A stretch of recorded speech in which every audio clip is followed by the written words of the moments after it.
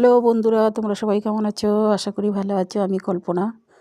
তা দেখো, আজকে বৃহস্পতিবার মানেই মেয়ে ছেলেদের কাজ বাড়ে মানেই প্রত্যেকটা মেয়ে ছেলেদেরই কাজ বাড়ে বৃহস্পতিবারে। কেননা বৃহস্পতিবারে মা লক্ষ্মীর পুজো দেওয়া থাকে, ঘট পাল্টানো থাকে।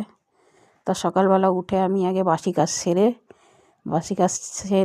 সেরে নিয়ে তারপরে ঠাকুরের বাসনগুলো বার করে নিলাম।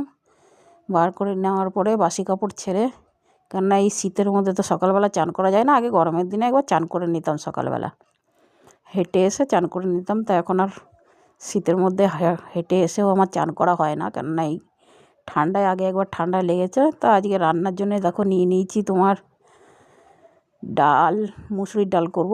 তো মুসুরির ডাল সিদ্ধ করে নিয়েছি আমি, মুসুরির ডালটাকে সিদ্ধ করে নিয়েছি। তা কাঁচা লঙ্কা দুটো 5টা 6টা ওতে দিয়ে দিচ্ছি আমি। আর সম্বরায় দিলাম আমি হচ্ছে 2টো শুকনো লঙ্কা, কালো জিরে আর পেঁয়াজ। আর দিয়ে দিচ্ছি বড় বড় 2টো টমেটো কেটে। একটু টক ঝাল ঝাল লাগবে, বেশ ভালো লাগবে ডালটা। এরকম করে রান্না করলে দেখবে, জানি না তোমরা রান্না করো কি না, এরকম করে দেখতে পারো, ভালো লাগে।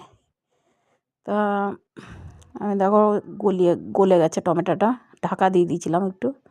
এবার দিয়ে দেবো আমি ডালটা, ঢেলে দেবো। ডালটা ঢালার পরে একটু ফুটবে যখন ডালটা, তখন নামিয়ে নেবো।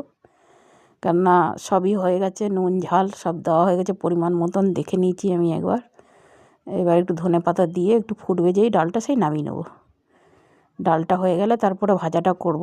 ভাজার জন্য নিয়ে নিয়েছি সিম আর বিনস, আলু আর গাজর। এই 4টে জিনিস দিয়ে একটা ভাজা করে নিচ্ছে, কেননা অত ভাগে ভাগে করার মতন সময় আজকে নেই, এটুকুই করব। তা এটা করে নিয়ে মেয়েকে গুছিয়ে দিয়ে খাইয়ে দিয়ে তারপরে আমি বেরোবো আবার হাটে। ওর সাথেই চলে যাব। ও যেদিকে যাবে সেদিকে হাটটা পড়ে আমাদের, গোপালপুরের হাট। তা ওইখানে আমি নেমে যাব, মেয়েকে ওইখান থেকে ছেড়ে দেবো। এটাকে ভেজে নিচ্ছি দেখো। ভাজার জন্য আমি 4-5টা কাঁচা লঙ্কা চিড়ে ওর মধ্যেই দিয়ে দিচ্ছি। একটু পরিমাণ মতন নুন আর পরিমাণ মতন হলুদ দিয়ে ঢাকা দিয়ে দেবো।